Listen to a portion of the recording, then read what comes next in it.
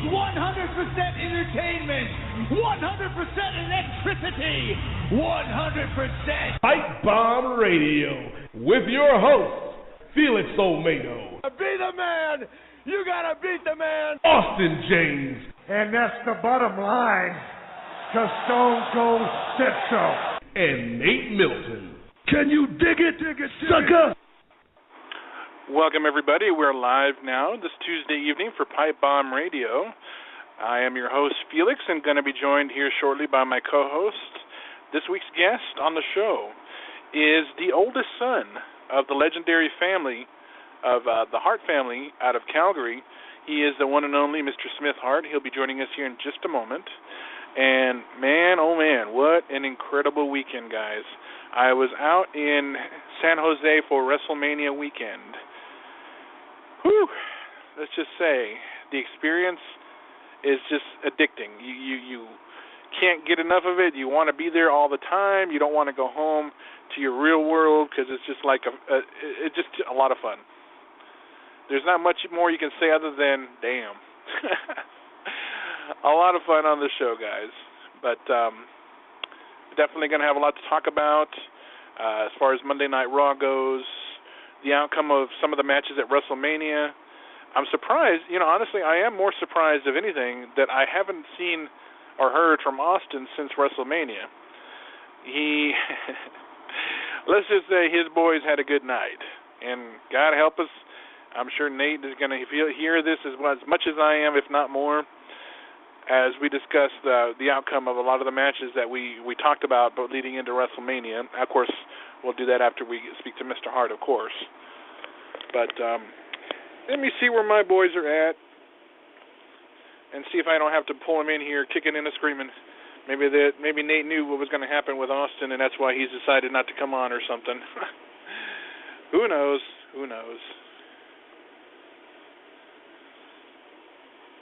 But hopefully you all enjoyed WrestleMania this weekend. It was, I can't say there was really too many matches that were very disappointing. The match itself, that I think the one that probably disappointed everybody the most would be, maybe, at least in my opinion. I'll talk more about it with the guys later. But in my opinion, I couldn't see Sting coming into WrestleMania losing. I just couldn't. Why bring a man who refused to come to the company for almost 15 years, come into their biggest event to lose? I have my reasons in believing what was the real reason. But, why hype the build of this guy to come in and then only have him just lose like it was nothing, just for the nostalgia moment? I mean, those of us who've seen, obviously we've seen the NWO battling they were in the same ring with DX. Nobody saw that coming. But it did happen, folks. Try to relive a little bit of the Monday Night Wars moments. But all that said, how would you rate WrestleMania? Give us a call into the show, area code 347-202-0399. Later in the show, we'll discuss our WrestleMania favorite moments, least favorite moments. Did we anticipate a new World Heavyweight Champion, let alone a new U.S. and a new IC champ? Tag team titles retained. No Divas title match, which I found kind of odd because you'd think that they would want to actually include all the titles. I don't know. I mean, with that and then, the next night on Raw, you always expect big things because you just never know who's going to debut, what kind of feuds are going to start. Over the last several years, there's always been big moments after Raw. I'm sorry, not after Raw, after WrestleMania.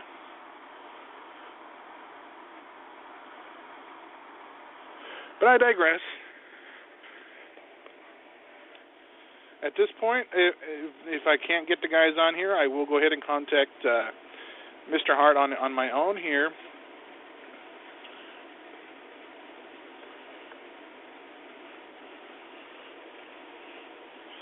I guess we'll have to wait and see here because I'm not seeing anything from the guys. And I hate for them to have to miss out on this great interview. But worst case scenario, I will have to do this on my own. It wouldn't be the first time, probably won't be the last. So we'll wait and see.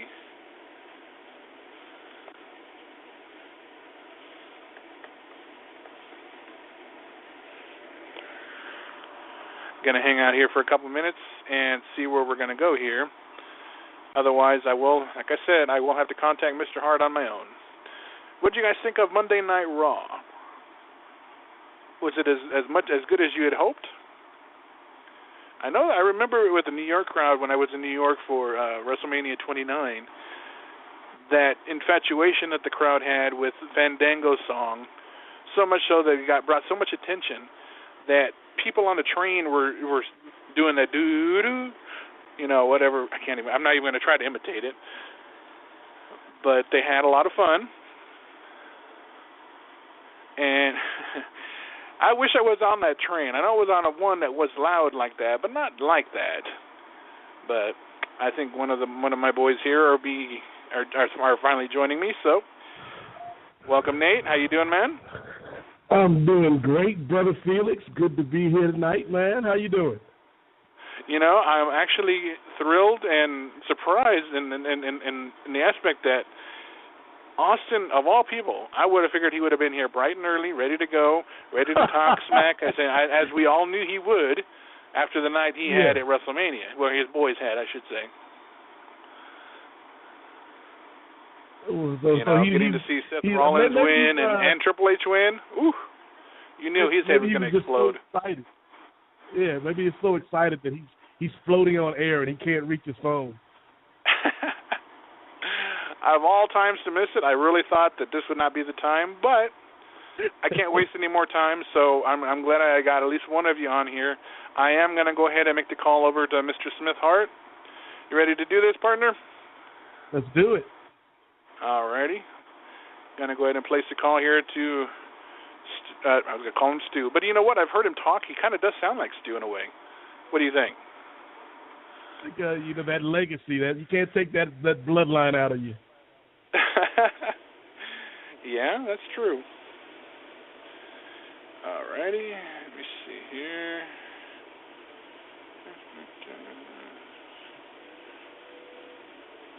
Got a lot to talk about. Had a very busy weekend myself. As I'm sure those who are friends with me on Facebook got to see all the pictures and the videos. And it was a blast. All right. I can't wait to get into that with you. Yeah.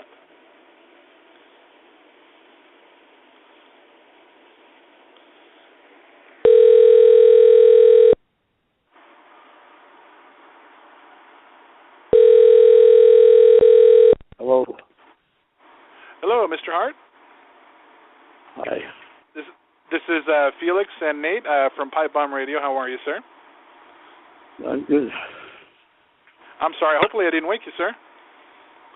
Yeah, hopefully you didn't.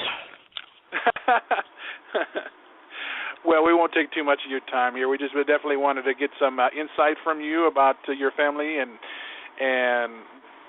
the state of wrestling in general, and maybe even chat a little bit about WrestleMania this weekend. But I'll kick things off for you and talk about your career in professional wrestling when you did wrestle for a little bit. Was that something that you, because of the fact that you obviously seen the years your father was involved, was that something that you knew right away that you wanted to be a part of because you wanted to get in there and show everybody that you can be as good or even better, or for that matter, just wanted to get involved with professional wrestling just for the heck of it?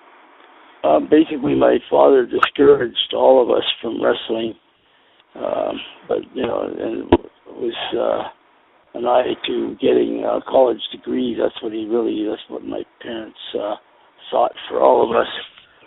But we were all in amateur wrestling, all the boys, and some of them, like Dean, who was probably the toughest of all. He was number 5 in the family.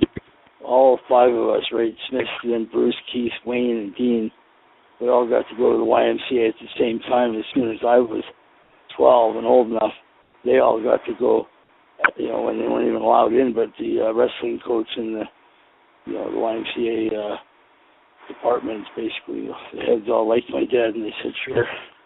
So we'd always get all 5 of us down there and swim and wrestle and play basketball and tumble and do whatever. So I got a late start in the amateur as far as that goes, but I was a good amateur wrestler. You know, I didn't really take it steady. I wasn't ever training hard, trying to, you know, bulk up or lose weight for amateur, either professional or amateur. I just took it in stride. But there was a time when I realized that I had tremendous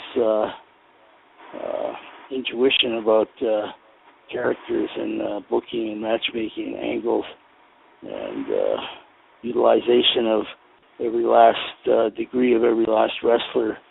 You know, I never liked, you know, some territories, including ours, had people that were jobbers. They'd lose every week after week, and people knew it, and they didn't have any. They'd walk out and go for their shit when some of these guys were wrestling. And, you know, if you keep those guys half up, half down, you know, they're always, you know, you never know if you're going to win or lose. You know, I like to do that, and also, you know, my father stressed credibility, both in anything from a opening match to, you know, a very testy finish in a, you know, hardcore main event. You know, we had Killer Kowalski wrestle Cheyenne Andros 4 times in a row, and each time Cheyenne Andros got screwed. And finally, the biggest gate of all, there's 10,000. There's more people turned away that wouldn't leave. They're outside in -40 weather, milling around like a bunch of cattle, just waiting to see who won. And the fans inside carried Cheyenne Andros on their shoulders outside the door. I've never seen this till years later again in rock concerts. They're carrying out some girl or something over their heads, or some little light rock singer in spandex, like he was one of the Bee Gees before he had AIDS.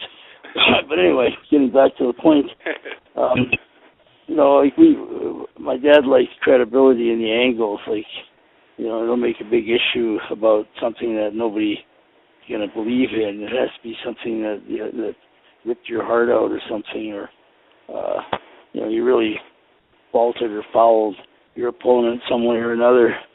But you know, you didn't focus the heat and attention on the referee, who may have been instrumental in turning his back at the wrong time or the right time, whatever you want to call it. You know, we stressed, you know, our matches appeared to be very legitimate, and you know, wrestlers respected the kind of rules, or you know, it was just common sense that you don't go out celebrating with a guy that just beat the hell out of you a few minutes earlier, or, you know, a bunch of baby faces toasting a heel in a restaurant or something, or, you know, you stayed with your own kind, and you know, you wouldn't get too juicy with the fans like I am with you right now. But wrestling's been maligned and exposed and bastardized and prostituted for so long that it's hard not to kind of you know, talk about it in a kind of derogatory expose sense. I understand. Well, you talk about that line and that you know, keeping that credibility, keeping, you know, that curtain up between you and the audience. And I think nowadays, with the internet, with social media, with different websites and different blogs and things of that nature, and also, you know, when you got writers like Vince Russo or somebody like that who wants I wasn't even going to bring up the homosexuality of it, but you have, these Hollywood closet twinks that come up with these sick ideas that have never wrestled in a day in their lives and never will, and almost maybe you know, being what they are, they resent you know, real athletes or he-men, or, you know, I don't know, but the goofy, vile, vulgar, effeminate storylines that they continually have come up with for decades. You know, and I don't blame these fudge packers. It's the promoters that hire them. You know, let them do their little sick, you know, borderline porno movies and this, you know, dull, horrible, humorous goofy flicks. There's so much shit out there. I can't believe the people actually pay for some of these movies on TV or at the theater. Some of the theater movies I see are just mind rot, waste of time. Okay, and I wanted to ask, in this case, you mentioned that you were interested as well in the booking part of it. I know that. Yeah, I didn't even want to wrestle. I thought my talent lay in promotion, in production promotion, making stories and creating heroes and villains and that kind of thing in a very kind of subtle, logical, gradual way that didn't smack of orchestration. It came along smoothly, and it was believed that this guy really did this or hated that or could kill somebody or whatever. I wasn't that I wasn't a hardcore dedicated wrestler. I really felt that my talent was in the creativity, and that's what I sought. But I haven't really discharged too much of it, except in small circles. But I drew 20,000 people in Antigua, which is pretty much the entire island, with my dad's tapes. Of course, that's what deserves the credit. It's our wrestlers, our tapes, our commentation, our angles.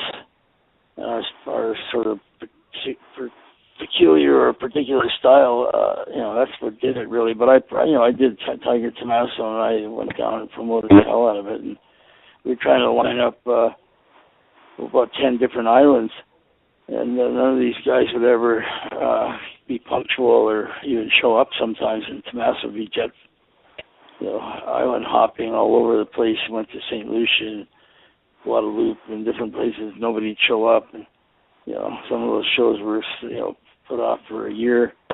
They could have all been done in one trip, and I even promised a lot of the wrestlers pay for a week, and I had to pay it for only 2 nights. Well, actually 3.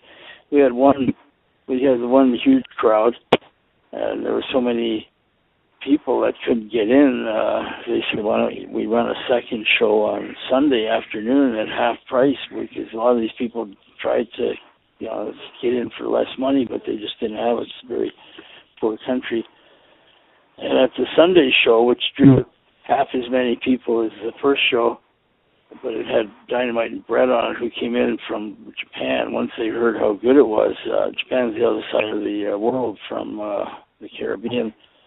They flew in. They thought they'd missed it with the international dateline and stuff in Japan. It was already a day later, but I said, no, I got a second show. You did miss the first one. I said, I got a second show in a day from now. So they showed up for that, and everybody was happy. They had such good matches and good angles without Dynamite and Brett, who were like, as good as anybody on the card. That the fans were happy. It almost didn't nobody griped, but when they heard Dynamite and Brett were coming, it was even an extra boost, so we probably did better than we would have without them. And a guy from Montserrat was there. He said, can you bring the show in on, next Thursday? I said, no, they're leaving tomorrow. And he said, well, if I can get the ring over, let me talk to your promoters, like the Developmental Bank and a bunch of senators and governors and deputy prime ministers were the ones that backed this show there.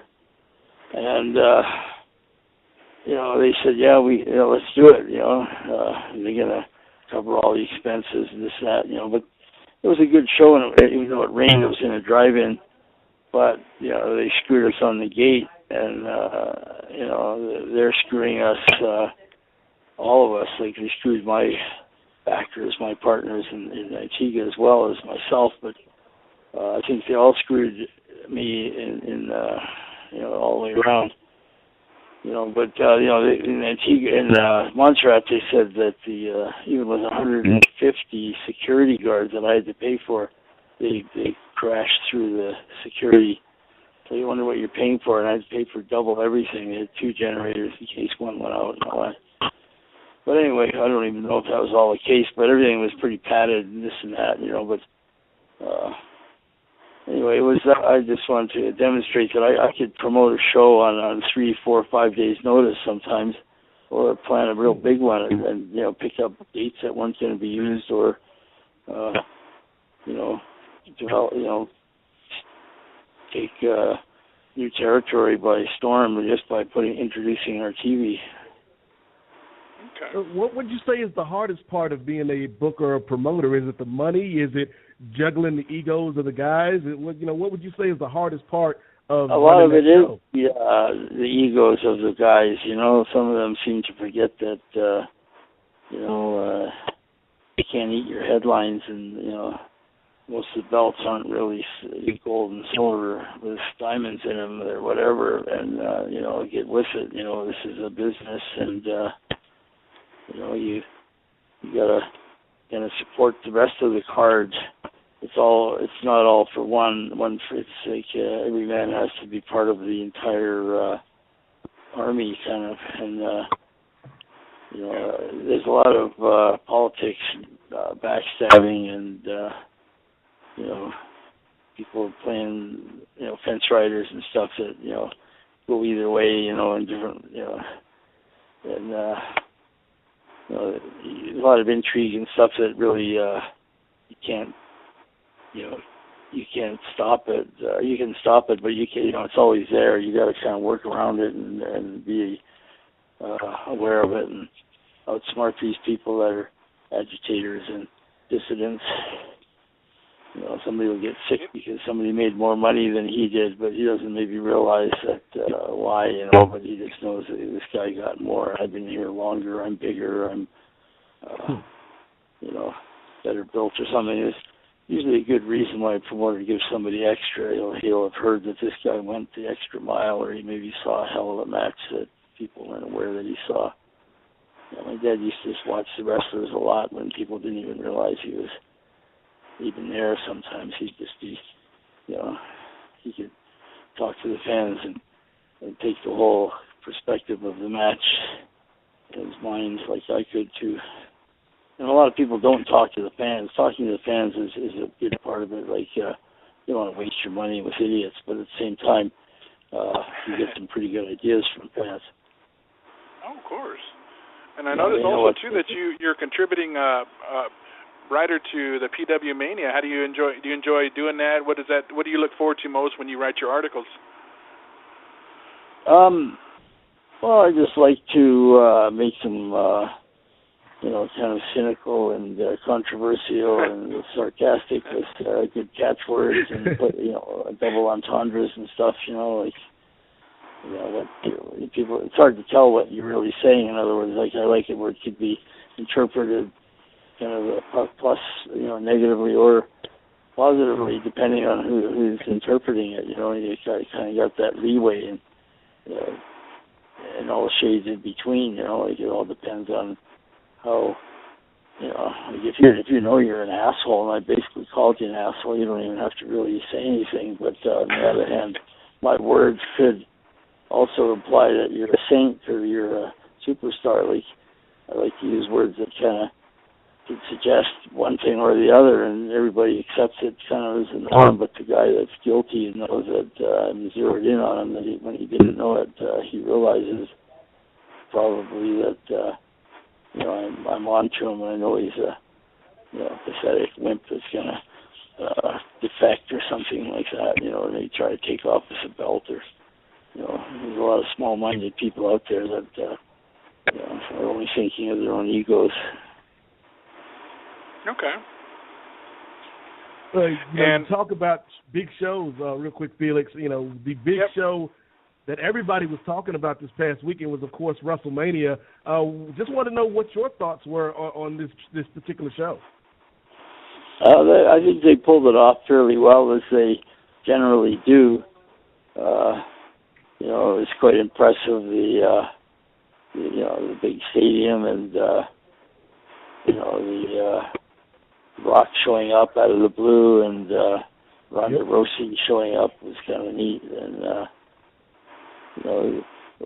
it wasn't the strongest WrestleMania to start with, but despite that, they actually pulled off a fairly good rendition of it. And kind of bounce off of that, your thoughts on the Hall of Fame, seeing the likes of Larry Zbyszko, Medusa, Randy Savage, all enter the Hall of Fame, and Kevin Nash, of course. Yeah, that was all good. Alundra Blaze was given some kind of Hall of Fame status. I didn't ever think that was going to happen, but like I say, there's a lot of different politics. It's just how it is. You just never know. But I was very happy to see Randy Savage, and I wish I'd been there. Lenny Popo. I thought Lanny did a great job. Sorry, I dropped the phone. Yeah, Lanny was born in Calgary, and I have interacted with him a few times in Philadelphia and Las Vegas. And pretty nice Lanny's a great guy. Yeah, I like poetry like he does too. I like it and I write it. Awesome. Yeah. I've showed my poetry to Brian Adams and his manager Bruce Allen, as well as the late Joe Cocker and the late Roy Orbison and Ricky Skaggs and Buffy St. Marie and the late Doug Bennett and the Slugs, Doug and the Slugs. They all raved about it. I'm not kidding you. And they said, this is better than it has to be. This is commercial. You should copyright it. You should, they wanted to write some of my, put music to some of my songs. I've never done anything with it. I don't even know where the hell they are. I got a bunch of my stuff, my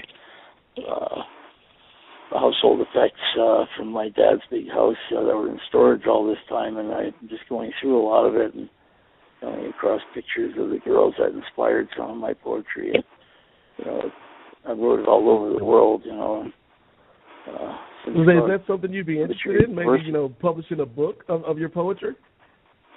Well, yeah,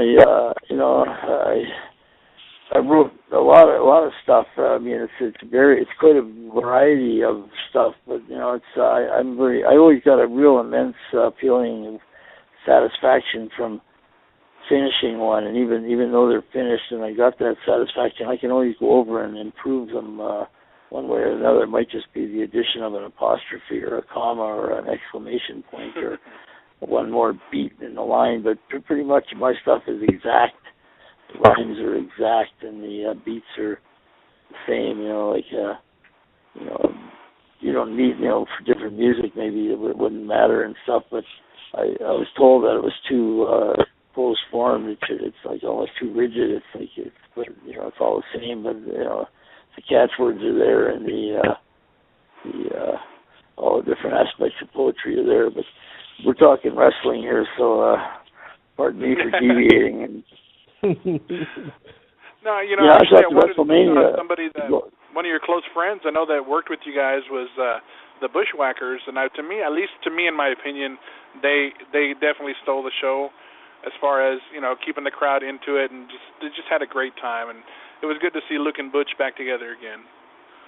Yeah, they're fantastic guys, and we had them in as the Kiwis. I thought that was the best name they ever had, but when they went to Puerto Rico, they had to call them the Sheep Herders, and then everybody wants to put their stink on them, and then they had to change the name in New York to Bushwhackers. I don't even know what a bushwhacker is, but, it's probably, I guess it's on that, jumps you from the, it's like,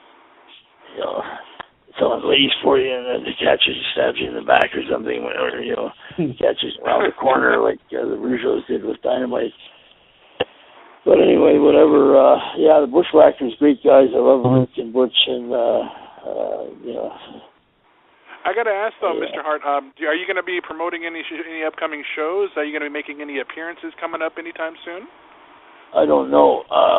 I'm still hoping to go to the Hall of Fame in Amsterdam, New York, and I'm also, well, congratulations on that. Hopefully, if you do get that. Yeah, I'm making an appearance at the Ramones birthday bash in the Bowery again. I had a pretty good time with that, and I'm supposed to be meeting. Okay.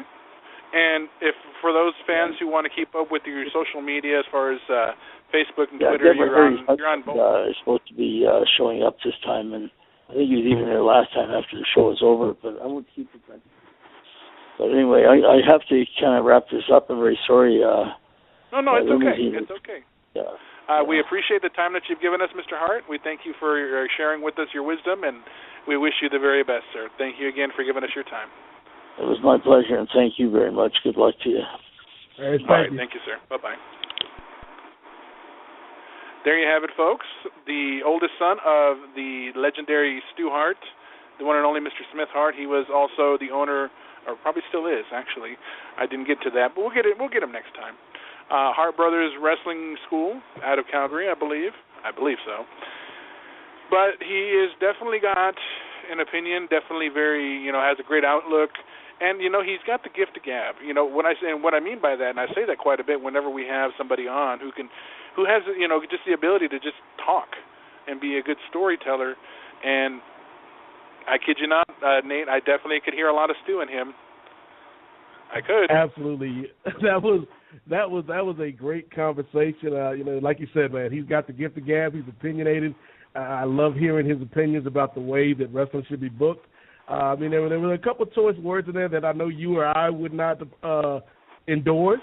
But that's why he is entitled to his opinion. But I always like to stress that the opinions of our guests doesn't necessarily express the same opinions of Pipebomb Radio, and we'll just leave it at that. Yeah, we're not going to sugarcoat stuff. We keep it 100, and the guests keep it 100 as well, and that's why we love having these conversations. Oh, of course.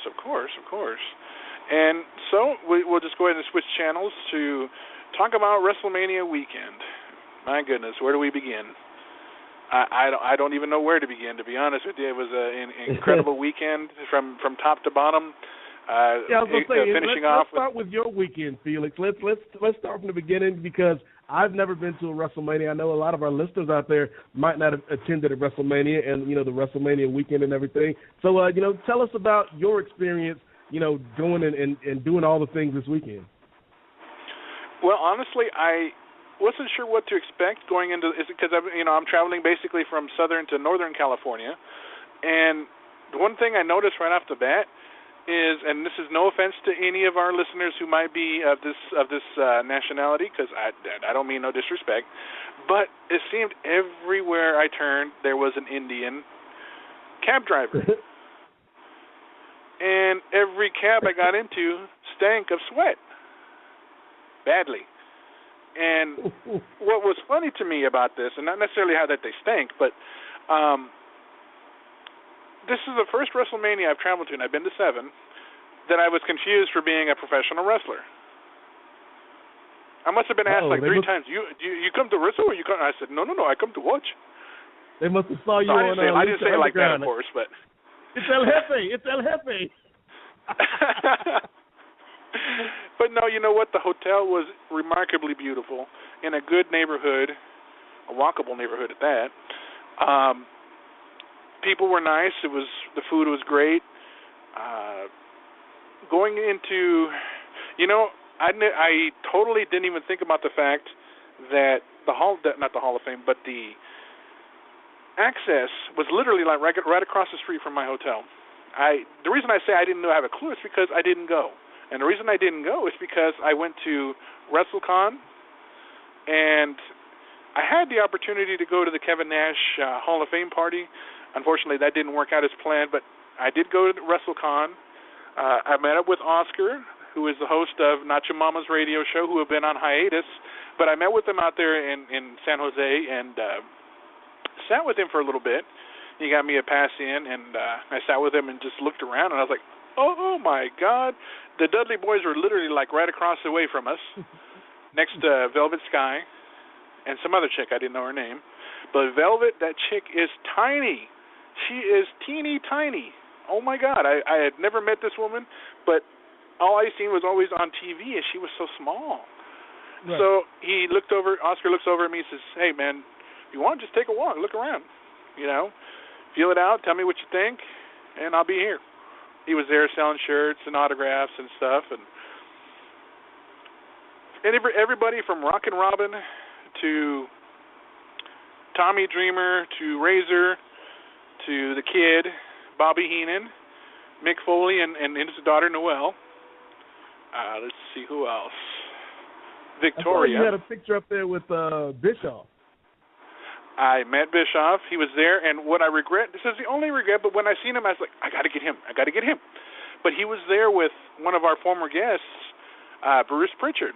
Literally, they were there doing these autographs together because they were doing that debate he talked about, if you remember. Right. And I think they'd done that Thursday or Friday. But anyway, I when I zoomed in, I was like, my radar was like, right on him, right on Bischoff, you know, and a red light came off, and I had to get him.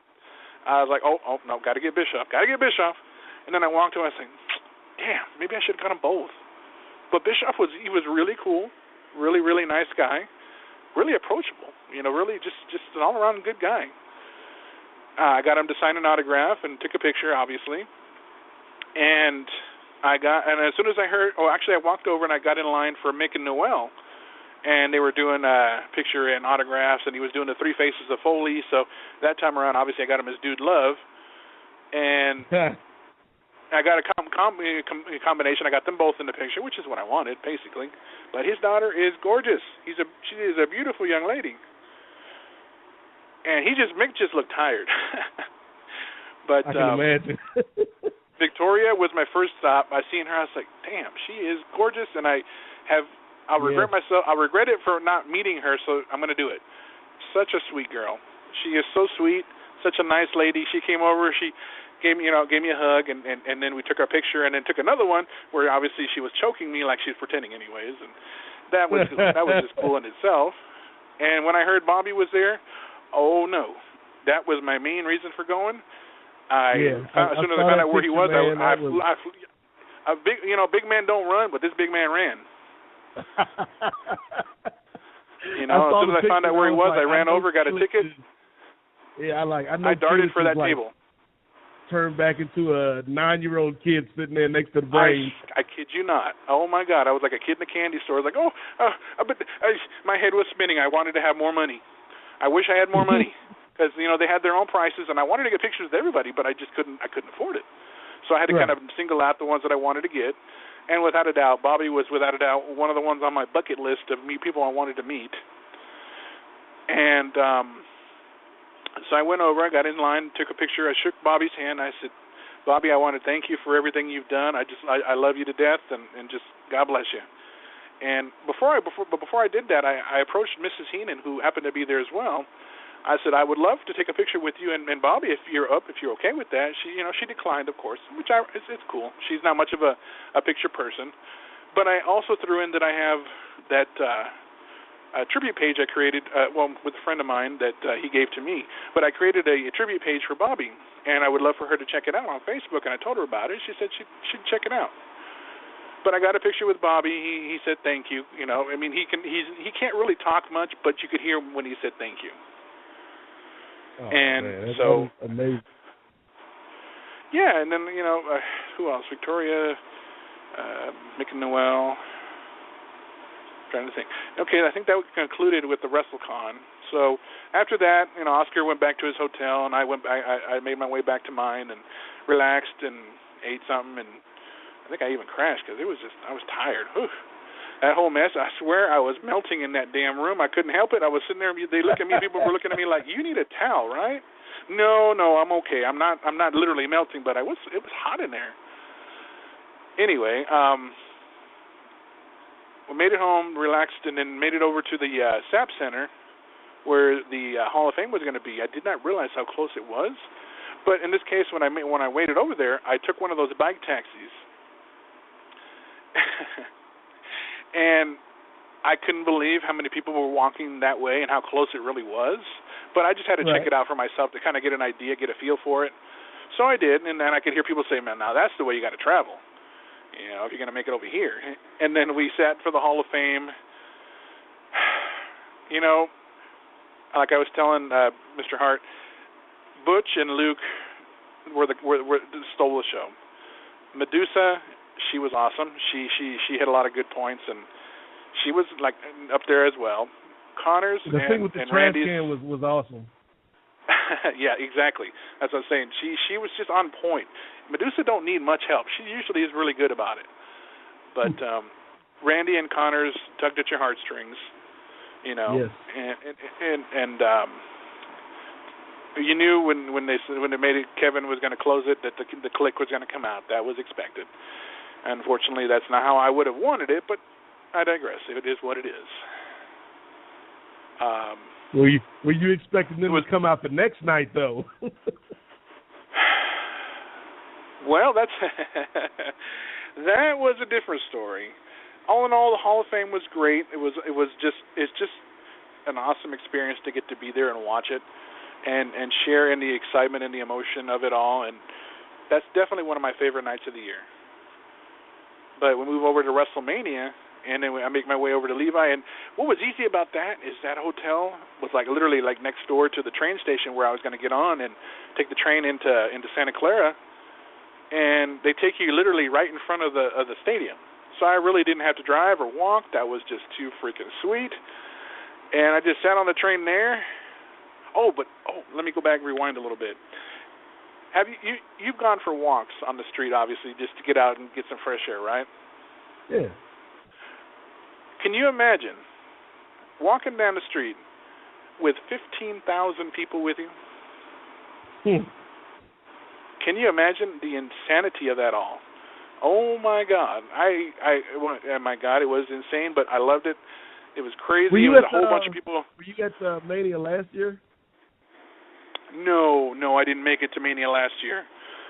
That was Austin's thing, and I'm just glad I didn't go because to see The Undertaker lose, my heart couldn't take it. My heart couldn't take it. I think I would have just died of embarrassment and sadness, and hearing Austin's loud mouth and obnoxious remarks. Hey, Felix, you know The Undertaker lost last year. It's not like a damn parrot, whatever, you know. And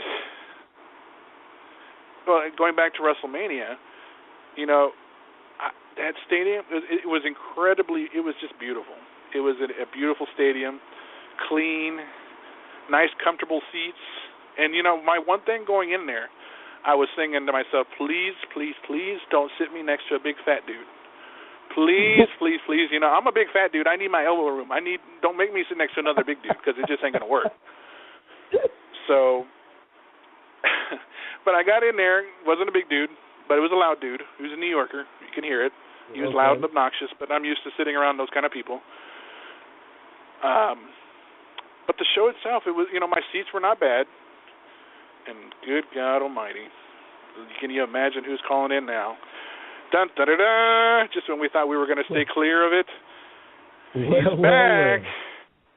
He's back. I don't know if he wants to hear the story, but we'll figure it out. Austin. And just as Seth Rollins is fashionably late to a Raw Monday night, that's same with me. You know what? We can say the same. Me and Seth Rollins, WWE champion. And man, it is so good to say today. I'm not going to come on here and tell you what I've been telling you for the past 5 months. Both of you said I was crazy, and WrestleMania was absolutely perfect night for the Authority. And everything I told you, Big Show was going to win. I told you Triple H was going to win. I don't lie. I told you Seth Rollins was going to come out the champion. At the end of the night, you think I'm insane to seem delusional, but I think you should say that to your face when you look in the mirror tomorrow morning. Especially you, Nate. No, I still say you're delusional. Well, you know, both of you. It's insane. And don't ever doubt me again. Well, now that he's got that out of his system, where were we, Nate? You were saying, Felix.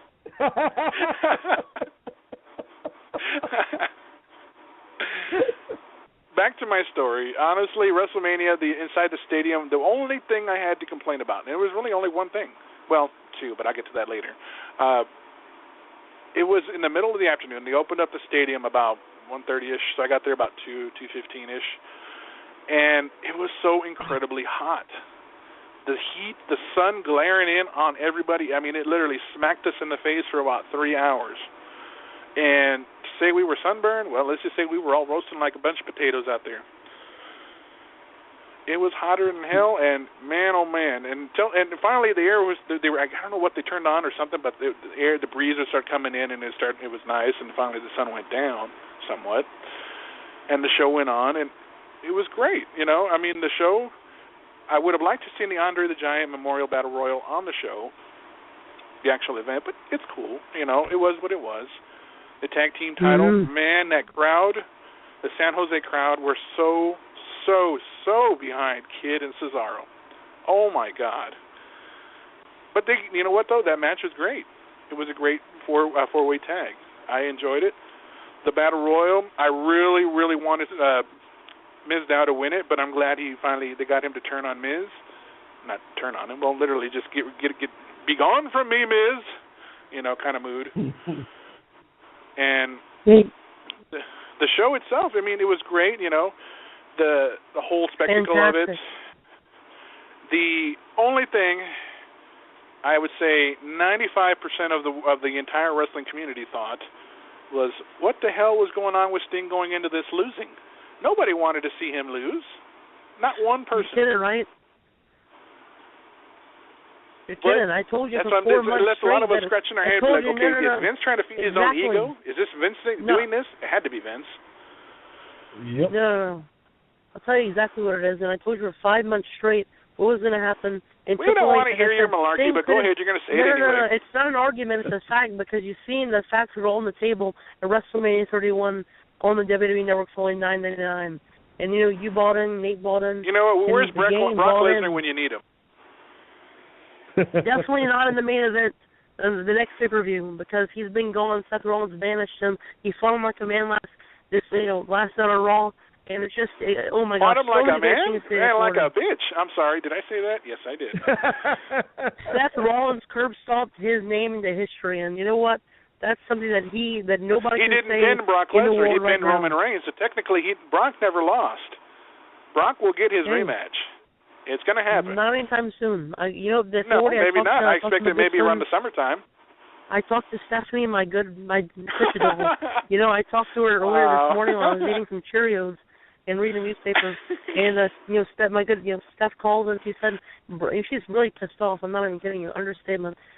She's really pissed off at Brock Lesnar, and I would be too. But being Seth Rollins, being undisputed, get out of your own imaginary bubble. The WWE champion on the Today Show, it was so impressive. A professional. Did you watch in every single sense of the word. Did you watch the Today Show? Yes, I did watch Today Show. I was there with him behind the cameras.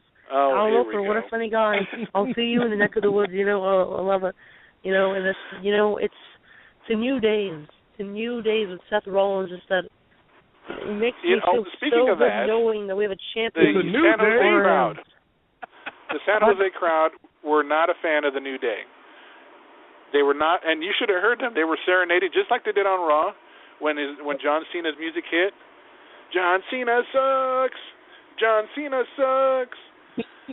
Can you imagine 70,000 people doing that?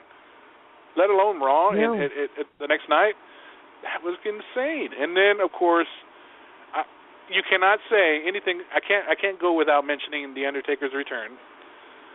But I have to go off and say, Bray Wyatt had an incredible entrance. Incredible entrance. Mm-hmm. I really dug that whole scarecrow thing. I thought that was pretty sweet. And then to have the dead man return and, you know, Bray get into his little upside down, whatever that was, crab walk, and the look on his face when the dead man sat up, priceless.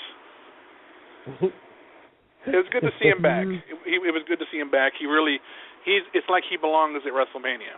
And whether or not people like to complain, bitch and moan, oh, he's just a once-a-year guy. But remember, he's earned that right. He has nothing left to prove to anybody. Oh, my God. I just realized something. That being said. You know who also is a once-a-year guy now? Sting. You're never going to see him again on a WrestleMania stage because he knows that you can't beat a game, you can't beat anybody else. Please don't say Sting because I have to call crap on that one. Well, you call crap on everything, and guess what? You called crap on Seth Rollins, the Big Show, Triple H, and guess what all of them did? They crapped on everybody that you said was I believe it's crap because I still believe Sting will appear either at SummerSlam, possibly even Survivor Series. So, no, I don't believe he's gone for the rest of the year. Keep dreaming. He's been hacked in the game. Hey, did you expect Sting to show up last year at Survivor Series? No. Yeah, I didn't, actually. I knew about it before it happened, but I don't want to tell you guys. Whatever. Get out of your imaginary bubble. Listen, when you think you know your next step you're gonna take, I know 6, 7, 8 after that. So I know what's happening before you do. And that's just a proving ground is WrestleMania 31, and I can tell you this: Seth Rollins' plans in the future is undisputed. I mean, it's going to happen, whether you like it or not. It's going to happen, and the future is now. I like Brock Lesnar again. I wouldn't be surprised if Brock Lesnar F5 Stephanie out of her damn high heels. No, well, if that would happen, you know what happened. Triple H would beat the living Please, out of Brock Triple H Lesnar has already been taken to school many times by Brock. I ain't worried about that. And I think Stephanie has enough problems with Ronda Rousey. She's got a hand. Oh yeah, let's not forget that. Ronda, the Rock and Ronda was it the Rock and Ronda connection? There you go. No, I don't know what you're talking about. Triple H. My network account actually went out for some reason. Around that time, so I don't know what happened after that. Well, let's just say that Ronda made a bitch out of Triple H and almost tore Stephanie's arm off. Maybe that might have happened. I don't know. I didn't see it though. Literally almost tore her arm off. If she pulled any harder, she would have been walking home with a souvenir of her own. Good dream match. Hey, WrestleMania 32 in Dallas, baby. There you go. Right there. Tag team match. Well, you guys, what I'm going to get off right now. Been itching to get a WrestleMania match too. Take care of. You guys been great. I hope you keep making your predictions that are going to pan out like you don't want them to be, like WrestleMania this past Sunday. But that's what's expected now. After you see what I know, and I'm the all-seeing eye right now. I'm like the Illuminati at Pipebomb Radio. I see everything that you don't, and that's how it's going to be going forward. Have a nice. Make sure you dust off that crystal ball for me, okay? Keep up the good work, kids. Hey, keep your head in the clouds and keep reaching for the stars, Austin.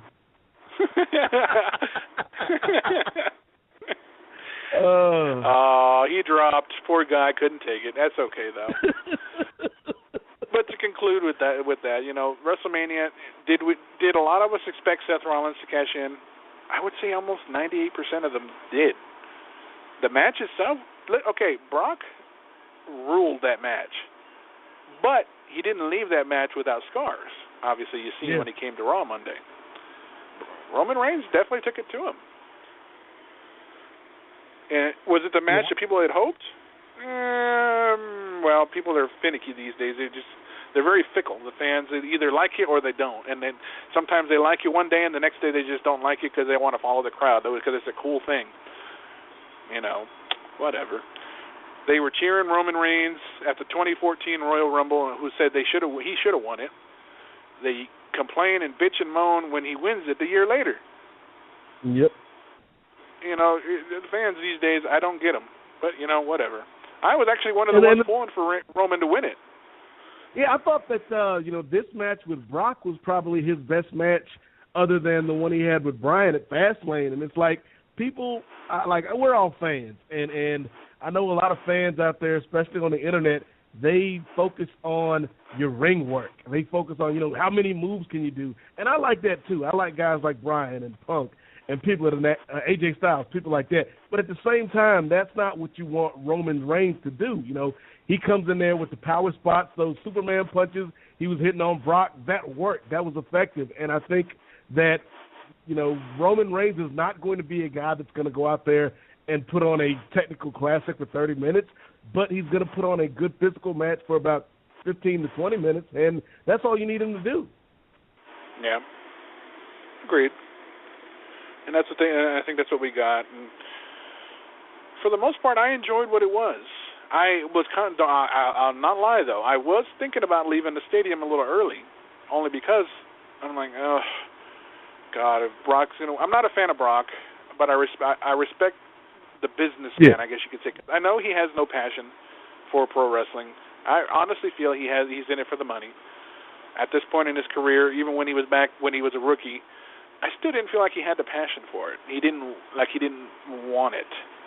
Right. That's another story. I'm not going to get into that. And then Roman Reigns, you know what?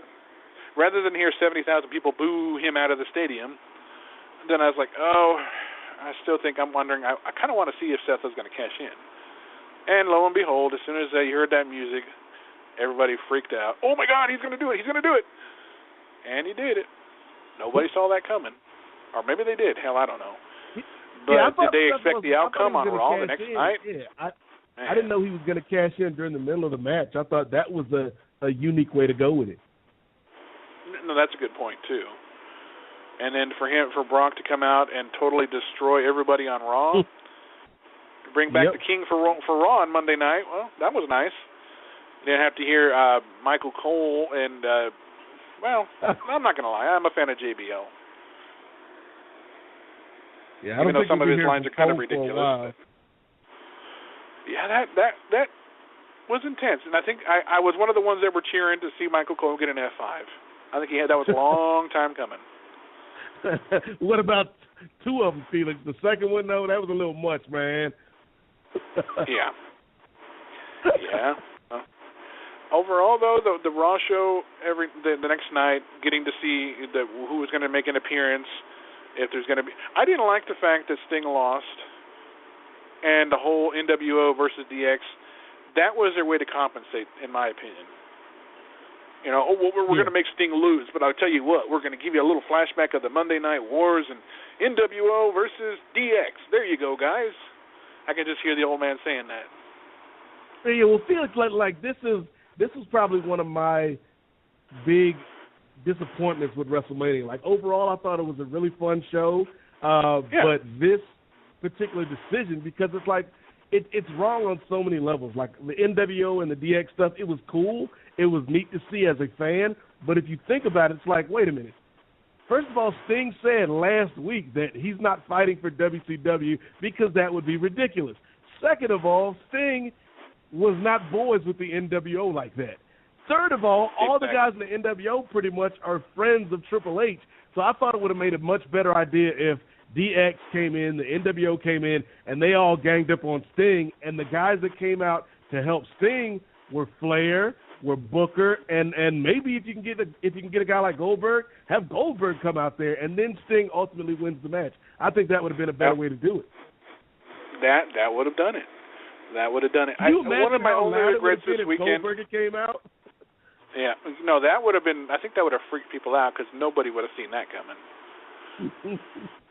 I think the only disappointment for me was that, unfortunately, I was not able to get a chance to sit and chat with Lanny, and I really, really wanted to. That was one of my goals this weekend, and unfortunately, I didn't get that opportunity. It took me back to that discussion we had with Bruno Sammartino in 2013 on how busy he was WrestleMania week. And I must have texted Lanny several times. I got a few responses, but they kept him extremely busy. And it was cool. That was the only thing I regret, unfortunately, not getting the opportunity. But Oscar definitely got the opportunity. He got to go and hang out with the guys at the hotel where they were all staying at. So good for him. The icing on the cake for me coming home, did I expect it? Hell no. But I heard Roddy was in the airport, and I heard people say, I got to meet Roddy Piper. He was so cool. And I get up to go and prepare, to board my flight. Look over, and Roddy is over there. And I'm like, oh, shit. Okay, I'm going to feel stupid just saying I saw him, and nobody's going to believe me, so I'm going to have to walk over there and get a picture, damn it. I got to do this, but what kind of mood is he in, you know? And so I go over there, and there's this black lady over there, and, Roddy, this is just the best WrestleMania ever. Gives him a hug, gives him a kiss on the cheek. I get a picture with Hot Rod. I'm thinking, okay, well, if he can deal with this goofiness, I better get over there real quick.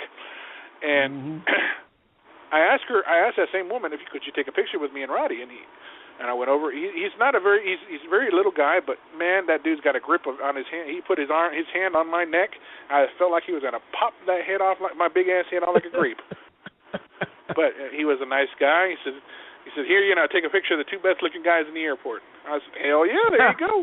All right, Hot Rod. And took some pictures, and coincidentally, he actually flew on the flight I was on back to L.A.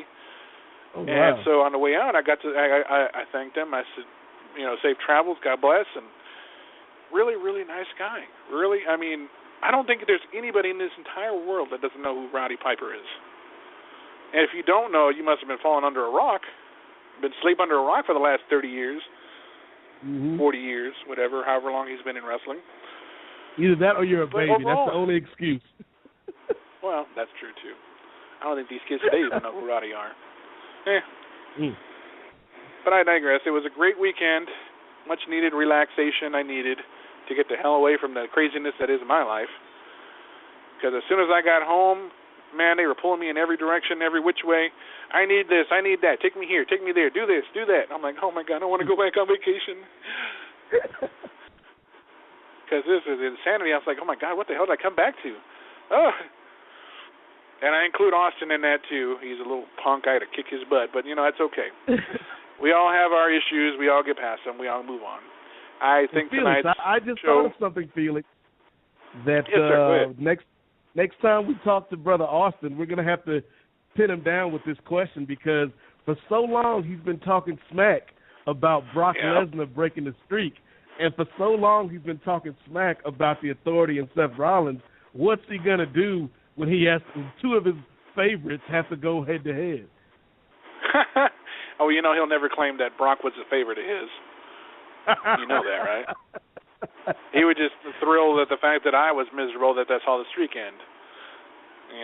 But that's a good point to bring up and talking about it for next week. And speaking of that, I know Austin confirmed this earlier today, but it appears that next Tuesday night we will actually have the NWA president, Mr. Bruce Tharp, coming back to the show. Nice. Talking about what he's been up to with his many trips to Japan, and how things are going for him in the NWA with his champion, with the champion, and what he's been up to. Because the man is always moving, always busy, and he's going to give us his time next week. That should make for an interesting conversation for the three of us to chat with Mr. Tharp. Great guy, though. He was definitely, he gave a heartfelt memory of his dear friend Percy Pringle, Paul Bearer, as we did a tribute show for him a couple years ago. But yes, Bruce Tharp returns to the show next Tuesday night, and tomorrow is April Fool's Day. Well, we lost our fool already, so he'll be back though. That fool ain't ever coming. He ain't ever staying away. But all in all, a great show tonight. Mr. Hart was definitely informative, opinionated, and a great storyteller. And we thank him for giving us his time tonight. But I'll go ahead and I want to ask Nate, of course, what you guys got coming up on your show for, I think, this coming week, right? This coming Wednesday night, tomorrow. Yep. Coming up this week on the Kings of Sport, a great show that Brother Felix has been on not too long ago. But we finished up our Road to WrestleMania series, and now we're starting our Road to Mayweather-Pacquiao, one of the biggest boxing events over the past 5 or 10 years. And I'm amped for it as a boxing fan, so we're going to talk about that. We're going to talk about March Madness. And Marcus, my co-host, was out at WrestleMania too, so we'll also get his thoughts on WrestleMania weekend. And you can check that out on iTunes, Stitcher, and on Twitter, KOS_POD, Cospod on Twitter. Nice. Yeah, that's right. He was going to be there. There were so many people that were there that I had no clue. A lot of the Lucha Underground guys and former Tough Enough guys and former guests of Pipebomb Radio. Shoot, I mean, we started off the air with Bret Hart. We're right now. We just had Smith Hart. It just continues to grow from there. I'm working on bringing back the WWE Hall of Famer Booker T. He should be making his way back to Pipebomb Radio sometime in April. We got to check to see if he's okay from that table Brock threw on him. That's true. That's true. He took a pretty hard bump there, that table falling on him. That wasn't very pleasant. It didn't look pleasant either, anyway. But check us out, pipebombradio.net, for all of our social media updates. Just want to let you know that Thursday, the Not Your Mama's radio show will return for one night to do their post-WrestleMania show, and then they'll be on hiatus until after the Cauliflower Alley. Cauliflower Alley is coming up in about a week and a half. Oscar's going to be out in Las Vegas. I was planning to go at this point with the amount of money I spent in San Jose. That ain't happening. It would have been nice, though. I'm a lifetime member of Cauliflower Alley, so, I can go anytime I want. But Yeah, this Thursday, Oscar and Mimi will be back. I'm not sure about Mo, if he's going to come back. If he has an opinion about the show, about the WrestleMania weekend, then it'll be interesting. That's all I'm going to say.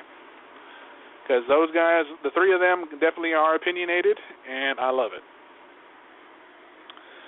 It keeps the show interesting. Let's put it that way. When you have all kinds of different opinions, oh yeah.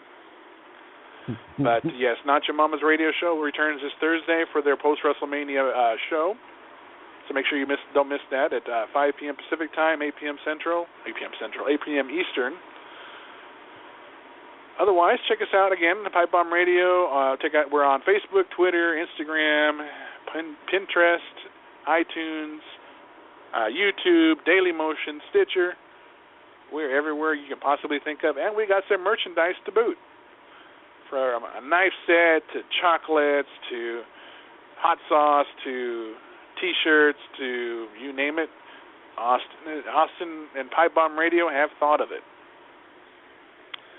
But on that note, we'll go ahead and end the show for tonight. Austin made sure his presence was felt. I had no doubt about that. Great post-WrestleMania show. I know people, like to joke on Austin, but we love the kid, and he's actually very smart. Felix, did you know that he has a degree in revisionist history? Yes. He doesn't like to brag about that. Then again, actually, he likes to brag about everything. But yes, not many of our listeners knew that, so we have to bring that up on next time we have him on. Well, next time he decides to grace us with his presence. But on behalf of Austin, good Lord, and on behalf of Nate and myself, Felix, for Pipebomb Radio, we're going to go ahead and bring it to a close. We thank Mr. Hart, and we thank Mr. Hart for joining us this week. So on that note, keep your feet on the ground and keep reaching for the stars, guys. Good night, everybody. Good night, Nate. All right.